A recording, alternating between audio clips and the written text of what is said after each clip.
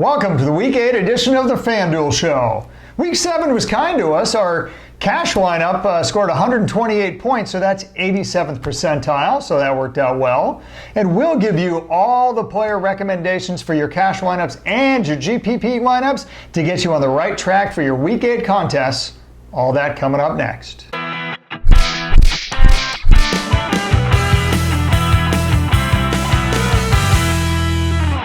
Hello everyone, I'm Gary Kurtzman. And I'm Eric Lee. We are the Fantasy Football Consultants. Gary, Week 7 was kind to us, and one of the reasons it was kind to us is we followed one of the principles from our NFL DFS Master Class series, which is all on YouTube for free. And we'll put the link up on the screen.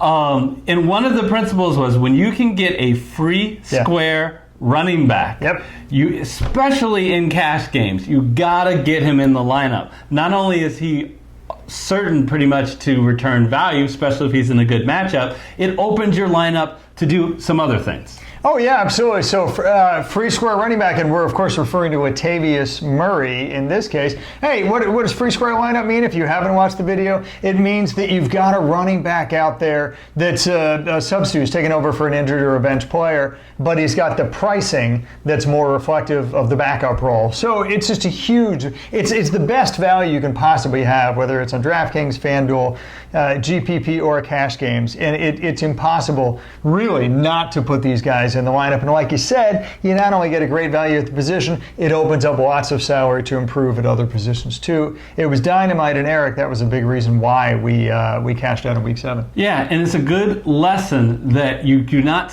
put your lineup in and then forget it. Right. So we record Wednesday morning. We didn't know about Alvin Kamara yet was going to be ruled out for that game. Right. But when we do, just as a reminder, what we do is we go onto our website and we will put in, if we have changes to our lineup from what we put on this show to our cash game lineup, we also try to put a note in the YouTube comments as well. So come back, watch the video again, or go to our website so you can see the changes. But at the minimum, please do your own research. At one level, there's always make sure none of your guys that you put in the lineup are injured. But the next level is there another injury which opened up an opportunity that I can improve on? Yeah, and if there's a change in the NFL landscape, which we feel like might affect the lineups, we will put it on the website. So do your own research, absolutely. But at a minimum, go to our website and just check and see if we have any notes or any lineup changes, because they'll not only affect our lineups, but even if you do your own lineups just after listening to our video, they'll probably open up an opportunity for you too. Latavius Murray brought in 28.9 FanDuel points for us. That was even more than our Dalvin Cook, who was a lot more expensive, who was 27.4. Yeah. Those were our two leaders. So we want to say congratulations to our viewers who won the Week 7 challenge for the highest scoring flex person for the week. That was Farley Katz and Unicorns Lover. You have qualified for our FanDuel tournament, which will begin in Week 11. We'll give you a lot more details when it happens. If you have not qualified yet, don't worry. Gary, how can they qualify for Week 8? We will get two more qualifiers for Week 8. Here's how to do it. The contest is actually going to be the same in Week 8 as it was in Week 7. We're focusing on the flex position. So in the comment section of this video, I would like you to put three things. One, who in the main slate of games, I just want to repeat that for emphasis, main slate of games only, who's going to score the most points? And again, what's a flex? I think most people know, obviously, but we're talking your running back, your wide receiver, and your tight end. First thing you put in the comment section, who's going to score the most points? Second thing you put in, who's going to score the second most points? Why do we need that? Just in case of tiebreakers. Okay, and the third thing is, please put your FanDuel ID. It doesn't help you if you win if we don't know who you are. And when you say points, that's FanDuel points. Okay, Gary, let's take a look at our mailbag. Mail call. Gather around, everyone. Well, let's see what's in the mail. What's this? A letter for me. From our iTunes comments and ratings, Brett Glover says, happened to find this content, website, etc., and it's amazing info. Learned a ton about what I was doing, missed strategies, etc. Highly recommend it. Nice spread. I like that. So that's really nice. Thank you, and thank everyone for their kind comments, whether it's in the iTunes review or in the YouTube comments. If you want to support the show, that's a great way to do it.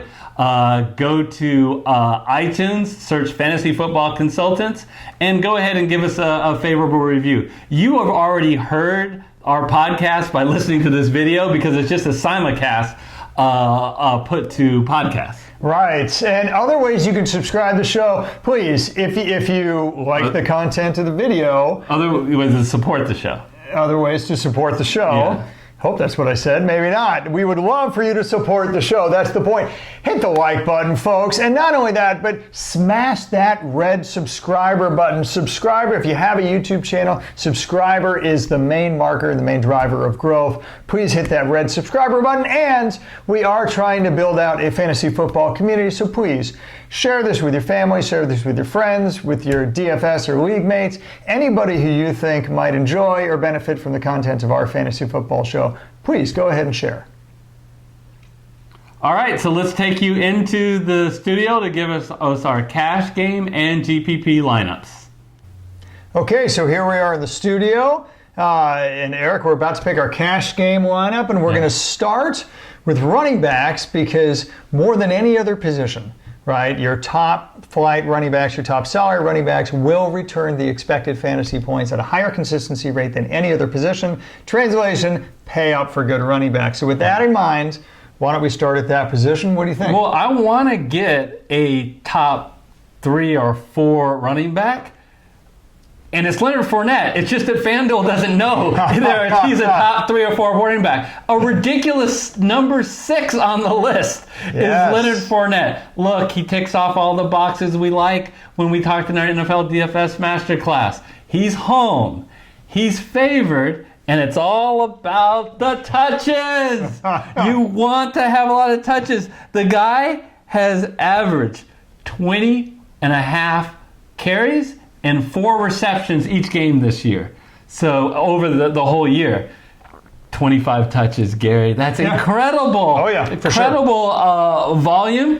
He's actually $100 cheaper on FanDuel than he is on DraftKings. That shows you the disrespect that FanDuel is giving Leonard Fournette. We're going to take advantage of this. Sign him up on our team. I will. You got to love his matchup, too. I mean, the New York Jets, man, I mean, they're literally top 5 in terms of friendliest to running backs. So he's not only great running back, he's got a great matchup, too. All right, so we are going to pair Leonard Fournette with something that we really like. Oh, yeah. Because, look, FanDuel comes out with their pricing late Sunday night. If news happens later, they don't adjust your pricing. So there's sometimes pricing inefficiency, and Kerryon Johnson is now on injured reserve. That's right. So there's Kerryon Johnson. There's Marlon Mack. Get Mack out of there. Unknown reason. There's Kerryon Johnson. You see the IR knee? So the Detroit Lion running back apparently is worth $6,700 this week. But you know who the Detroit running back is? Let's stick with the Johnson theme, shall we? Ty Johnson. And really, honest to God, from a skill set perspective, Ty Johnson and Kerryon Johnson share so many similarities, right? Both from the shiftiness standpoint, Ty Johnson's actually a better pass catcher. Oh, and by the way, he is over $1,500 cheaper. That's the pricing inefficiency. What do we call that? Free, square, running back, our 4 favorite words. You got to take advantage of these. It's absolutely positively the best value by far in cash games. And Eric, I just love that I get a starting running back who's guaranteed 15 to 20 touches in a great matchup against the New York Football Giants at only $5,200. You can't beat it. Yeah, well, you know, the only thing that worries me about this pick is they don't have his picture yet. It's like he's in witness protection program. You better not disappear on the football field. So, but let's go ahead and select them and have a milk carton. Like he is guaranteed first down, second down, and red zone touches 100% of them, folks. Even if he seeds third down to J.D. McKissick, that is an incredible value. All right, so we are going to move to wide receiver. And we didn't go bonkers, Gary, on our running backs and spend a lot of money. So let's spend some money at wide receiver. And I am looking at DeAndre Hopkins. Nook. Tell me about Nook. So let me tell you about him.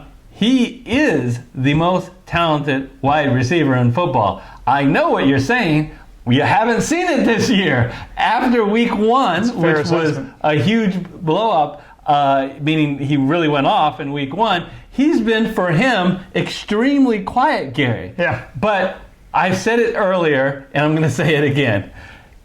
DeAndre Hopkins is too good a player, playing with too good of quarterback, in this week in too good a matchup. He plays the Oakland Raiders, Gary, at home, and I really think he can go off. Look, when he's seeded targets on his team, it has always been to Will Fuller. Yeah. Will Fuller will not be playing football for a while.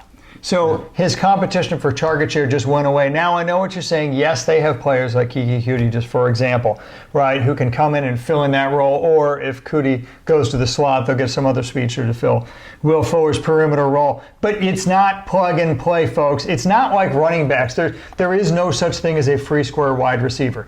The target share that was, whatever target share Will Fuller has, and I don't have that stat right away, right? But I know it's the second highest on the team. Some of that's going to be split out versus different receivers, and a portion of that is going to go to DeAndre Hopkins. He benefits from that. He's in an even better position going forward than he has been in the past. And again, like you said, the Oakland secondary was already putrid, and now with the trade they just made, it is thoroughly depleted. They have nobody back there that anybody's ever heard of. It's literally, I think, from this stage forward, the dream matchup to have in the NFL. So there's two other really important facts that were the reason I like Hopkins. First of all, this game has an implied total of 27 for Houston, so they expect them to score a lot of points. Yep. And as frustrating as Hopkins has been, he actually has gotten more Hopkins-like in the last couple of weeks. Both times last 2 weeks, 9 catches, 12 targets. So you can put him in your lineup with confidence. High floor, the opportunity is there.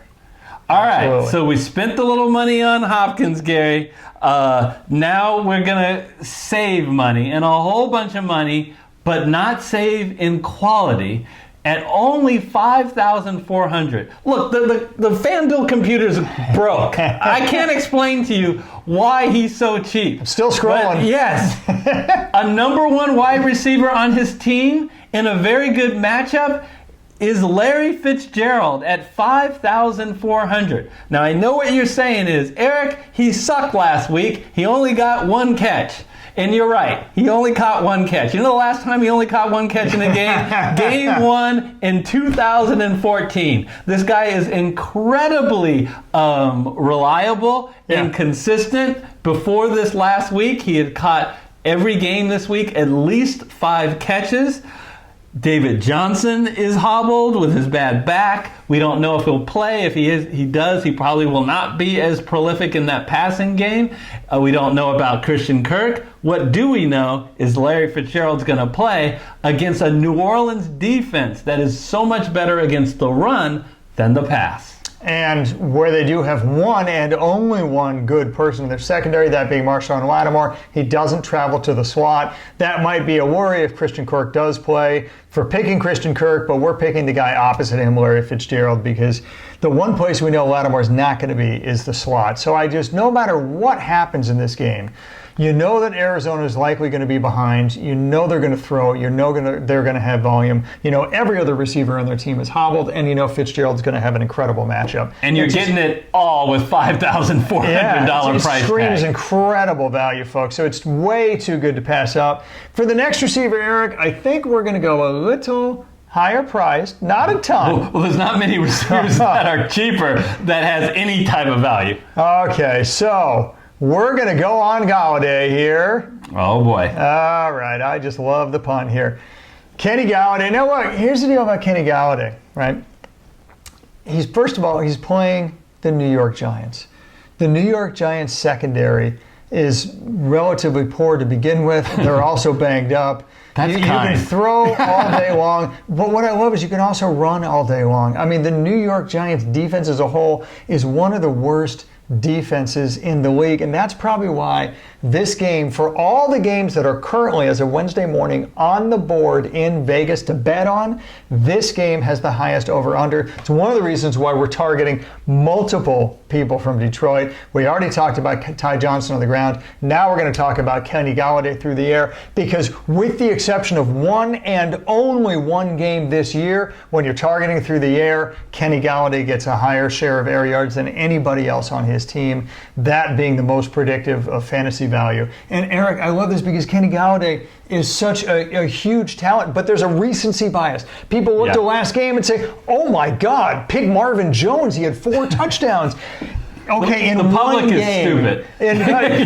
Hate mail goes to Eric Lee. Not our viewers. Not our viewers. They're watching us. I'm talking about the public. Very big recency bias with the public. That is absolutely true. And don't fall for that trap. This is not a Marvin Jones game. This is not a Marvin Jones Jr. year. Kenny Golladay, at this point in his career, has literally twice the talent. Okay. All right. So let's take advantage of that. Huge opportunity in this game against the Giants. Kenny Golladay has got a very high floor.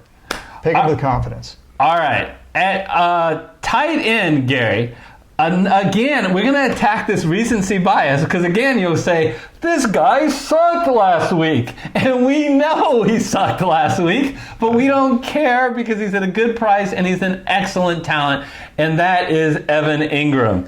At $6,300, Gary, we get Evan Ingram. Now, Sterling Shepard is still in concussion protocol. Remember, when you're coming out of concussions, right, either you don't play at all, or you often play but you aren't targeted as much. That's what the historical stats say. So I think that they're going to have to rely on Evan Ingram in the passing game. In a game, I think, again, we said is going to be high scoring, so I think that they're going to be passing. Yeah, and actually the great thing is Sterling Shepard, he says he is symptom-free, and the good news is he may start in this game. And if he does, that's actually better for Evan Ingram because he draws Darius Slay, which means that Evan Ingram is going to be free to roam the middle. And let's face it, if you're on the Giants, who the heck else are they going to throw to? They have Golden Tate, who is kind of an uninspiring possession receiver. Every week he takes shots at Golden Tate. I don't understand. For pretty good reason. I mean, the number one target share, the number one air yard share, and the numbers on red zone look on the Giants all belong to Evan Ingram. So let's select. It's a great opportunity. Let's select Evan Ingram.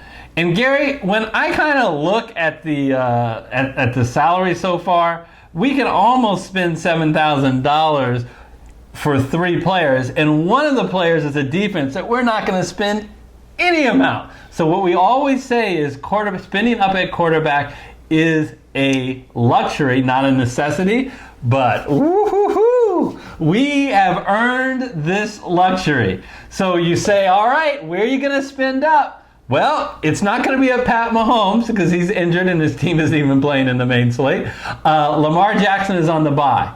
Now, this is coming from a Seahawk fan, okay? You're not going to convince me that Russell Wilson is the best quarterback on the slate. The best quarterback fantasy-wise on the slate is Deshaun Watson for the reasons we have talked about before.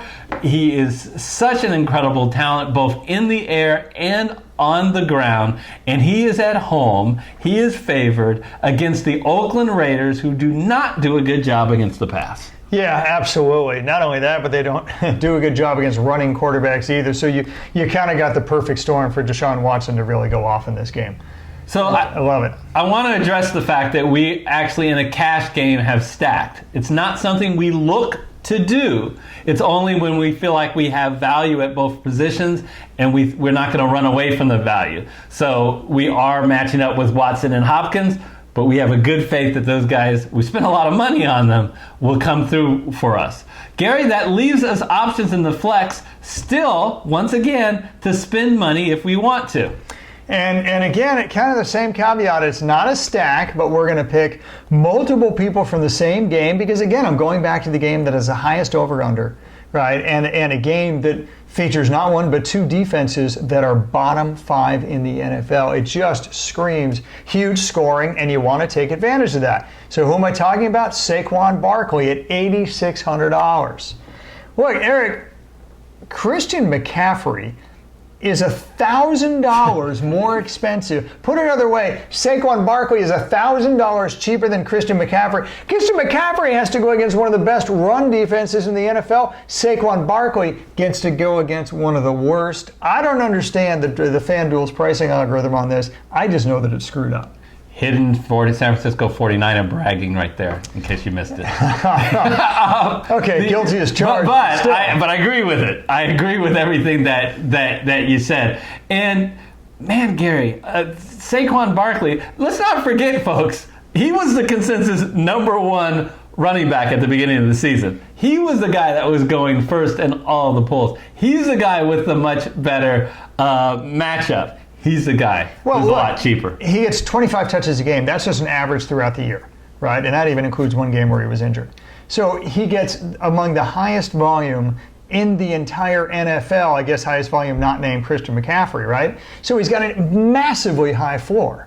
Oh, and by the way, he's going against Detroit that gives up the 3rd most points to running back of anybody in the NFL. Where they give up points, Detroit, is in the running from running game and from the short passes. That's why you target Evan Ingram, because the receivers are going to take the two good cornerbacks off the market with the middle open. That's how everyone attacks Detroit. This game is going to be no different. That's why we chose Ingram. That's also why we're choosing Saquon Barkley. On the ground, short passes over the middle. Saquon Barkley has been targeted the 2nd most of any running back in the NFL. Huge, massive opportunity in a fantastic matchup. Okay, Gary very eloquently has explained to you why we were okay with picking 4 guys in the same team, which we normally don't do. Look, if that really bothers you, just slide one of them out and put another player in. That's fine, but we're going with these guys. Gary, at $3,500, we have just enough for a defense. And as a defense, we're very excited about the Carolina Panthers. Yeah, they're awfully cheap this week for a defense that has the 3rd most fantasy points in the NFL. For a defense that has the most sacks in the NFL, which, by the way, are the biggest predictors of success. If you get at the quarterback, you obviously get sacks. You also force turnovers. You force interceptions, which can sometimes lead to pick sixes, taking it to the house. It all starts with pressure on the quarterback, and this year, there's nobody who does it better than the Carolina Panthers, and yet they're only $3,500. I think, Eric, because they're facing San Francisco that has been such an incredibly prolific running game, except for the fact that they don't have Pro Bowl left tackle Joe Staley. They don't have Pro Bowl right guard Mike McGlinchey. They don't have Pro Bowl fullback Kyle Juszczyk, so they're forced to pass in a very, very pedestrian passing game. So I just don't think the pricing algorithm has caught up, because this Panther defense should be worth a lot more. And when those guys have been injured over the last 2 weeks, your San Francisco 49ers have won on the strength of your defense, not your offense. You scored 9 points last week, 20 the other week against the Rams, as your defense time and time again stopped the running Rams. game wouldn't work. The running game just doesn't work without these guys. They're forced to pass. It plays right in Carolina. So I'm very excited about 3,500 to get the Panthers. So real quickly, Gary, you want to run through our cash game lineup? I sure do. Quarterback Deshaun Watson, running backs Leonard Fournette, and your free square running back Ty Johnson. DeAndre Hopkins, Larry Fitzgerald, Kenny Golladay, your wide receivers. All-Pro Evan Ingram at tight end. Saquon Barkley continuing to pay off for the great running backs at flex. And Carolina Panthers, that's your defense. Yeah, look, we know Barkley has a questionable. We will monitor that and make sure. Right now, as of filming, the coach is saying he's going to play, but obviously we'll monitor it, and if he is ruled out, we'll obviously make a change to our lineup. Which is incredibly unlikely, because the coach said he doesn't have an injury. He's questionable because of game soreness. Yes, okay. As if everybody who plays the NFL doesn't have game soreness. So I'm guessing we're okay. Don't belittle his pain. At GPP, Gary, we always start off with a stack. And before it went off the board, The highest game total at 54 points was the Seattle Seahawks and the Atlanta Falcons. So we're going to attack that game with Russell Wilson and Tyler Lockett on one side and Austin Hooper coming back on the other. We love three guys stacks when the over-under is really high. Now, if Matt Ryan does not play, this will probably would suggest you guys to change some of these stacks in your GPP lineup, because I don't know if it'll be as high scoring. Yeah, I think that makes absolute perfect sense. And that's a great point, that stacking is not just two guys on the same team. Stacking is noting that the passing game for Seattle is likely to be very prolific against a really truly atrocious Atlanta secondary. Unlike a reasonably strong front four, their secondary is terrible. That's the way, and you attack them. And so Seattle's now in a position to score a lot of points, which forces Atlanta to throw. Hence the Austin Hooper stack on the other side. I think that's great. We've talked about Ty Johnson a little bit, Eric. Talk to me a little bit about Alvin Kamara. Yeah, we've talked about Ty Johnson and Saquon Barkley. So the one running back I want to talk about is Alvin Kamara. We're spending up, but at a good price to get him. I love him for GPP, Gary. One is he has a big fat Q next to his name, and that lowers ownership. Yes, that's I am huge. telling you that. But it looks like he is going to play as well, but we would switch it out if he doesn't. But it looks like he is certain to play. They even dropped Zach Zinner from their roster, so that's a pretty good indication he's going to play. And he plays Arizona at home. Look, New Orleans is going to put points on the board. And Alvin Kamara, people forget how talented he is. We saw how well Latavius Murray did last week. I expect Alvin Kamara to be able to duplicate that if he's healthy. Okay, so while he smiles at the Kamara, let's talk about one other person. What do you think John Brown can do for you? Yeah, so I almost feel bad because he's your man crush. Talking about John Brown. I will just say, look, John Brown has a big rapport with Josh Allen. They have a connection. Both in short passes and long passes. He faces the Philadelphia defense, who's very good against the run, but they're atrocious against outside wide receivers. So I really think the ceiling is super high for John Brown. Yeah, perimeter wide receiver against Philadelphia Eagles. I love this stat. Have got each and every game have caught for more than 100 yards and nearly a touchdown. You got to start perimeter receivers against Philly. And you're right. It's great that the skill set of Josh Allen. The thing about Josh Allen is he will huck it up all day long, and you think, if you're a Buffalo Bills fan, because it leads to interceptions, he takes too many chances. If you're a John Brown fan, you love it all day. All it is volume and opportunity, folks. You don't care if he gets intercepted. He's still going to huck it up again, time and time again. Man, screams opportunity. Best matchup you could possibly have. The $5,900 price on FanDuel is ridiculous. Yeah. It's just plain ridiculous for John Brown. So what's our lineup again, Eric? Yeah, but what I want to comment is we didn't just have one stack, we had two stacks. We stacked Alvin Kamara, running back, with his defense. And you do that when you have a defense that's at home, that's heavily favored. New Orleans is greater than a touchdown favored. We think the game script will be that they will dominate this Arizona Cardinal team. So lots of opportunities for the New Orleans defense playing at home, who actually is a good defense. They put pressure on the quarterback, and they can put pressure on Kyler Murray, who can, as a rookie, be forced into mistakes.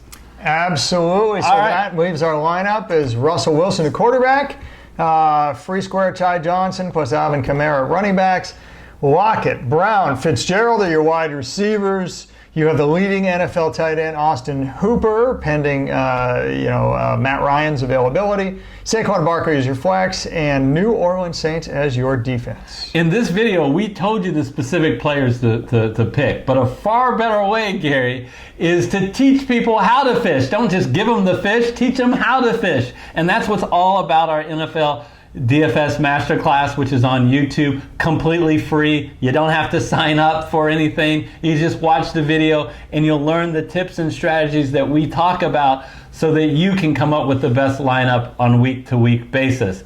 That is on the screen now. take advantage of that. We'll also throw up the link to FanDuel and to our Survivor shows for week 7. For week 8. We're in week 8. Until week 9 when we see you, we'll see you then. And it's this guy's birthday, folks. Oh. Happy birthday, my man. Wish me a happy birthday in the comments. We'll see you then. I'm getting old.